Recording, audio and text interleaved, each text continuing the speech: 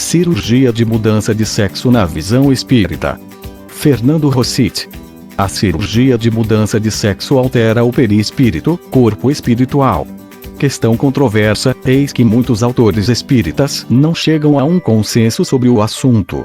Na minha opinião, devemos ter o bom senso de não generalizar e, em razão de uma ou outra comunicação de espírito desencarnado, estabelecer regras que devam servir para todos os casos. Acreditamos que qualquer alteração necessária e importante ocorrida no corpo físico poderá ser mantida no perispírito após a morte do corpo físico.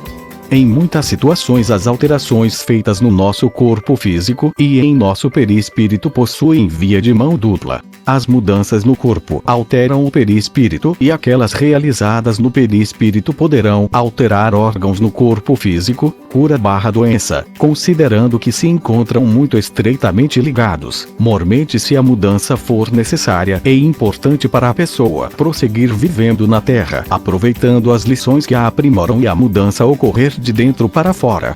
Se você retirar as amígdalas, vesícula e baço, por exemplo, quando desencarnar vai possuí-los ou não? Não tenho a intenção de discutir sobre a permanência ou não de determinados órgãos no perispírito, mas apenas nos levar a uma reflexão. É de conhecimento de todos, porque já revelado pelos espíritos, que muitos órgãos desaparecem do corpo espiritual por total desnecessidade, falta de utilidade. Sabemos que o corpo espiritual se expressa na sua forma exterior automaticamente após a desencarnação, pelo menos no primeiro momento. Ninguém necessitará concentrar-se e ter suficiente energia mental para ir formando seu perispírito após a morte. Isso se dará automaticamente pelo poder da mente em reproduzir um corpo espiritual de acordo com o corpo físico que acaba de morrer. O perispírito é matriz do corpo físico, existindo em potencialidade antes da formação do corpo, mas não em detalhes. Os detalhes vão sendo construídos e modificados a cada dia da nossa vida pelo meio ambiente, plásticas estéticas ou reparadoras, comportamento, personalidade etc. E assim vamos modificando o corpo e modificando também a forma espiritual com que nos apresentaremos após a morte. Dessa forma, apesar de muitas controvérsias, acreditamos que as alterações no corpo físico poderão, também, ser mantidas no corpo espiritual, a depender, é claro, das condições espirituais de cada um, conforme já escrevemos em outro texto, ver. Plástica no corpo é conservada após a desencarnação. Pesquisar por tema no nosso site.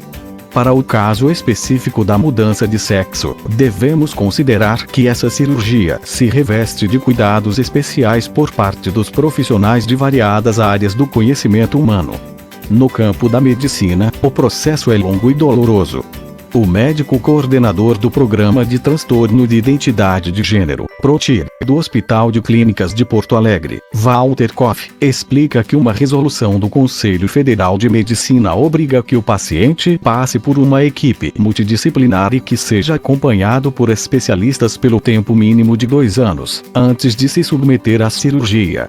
Entre os profissionais, estão psiquiatras, psicólogos, urologistas, ginecologistas, endocrinologistas, cirurgiões plásticos, mastologistas, fonoaudiologistas, otorrinolaringologistas, uma equipe de enfermagem, assistentes sociais e uma equipe ética e jurídica www.h.com.br.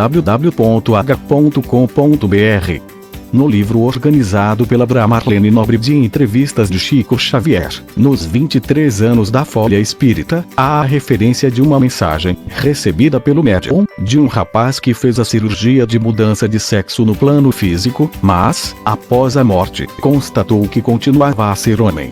A cirurgia não havia modificado seu perispírito. Em razão dessa comunicação, a Marlene manifesta-se contrária à cirurgia de mudança de sexo. Sendo assim, sou contra, porque será uma decepção muito grande no mundo espiritual quando o que fez a cirurgia no plano físico constatar que de nada adiantou. Acho que permanecer com as partes anatômicas aqui ajudará a resgatar o sexo que se almeja do outro lado da vida. No entanto, creio que a comunicação de um espírito desencarnado não possui o condão de estabelecer regra definitiva para o caso. Já ouvimos muitas vezes: cada caso é um caso. Mantenho, portanto, minha opinião. Reflitamos.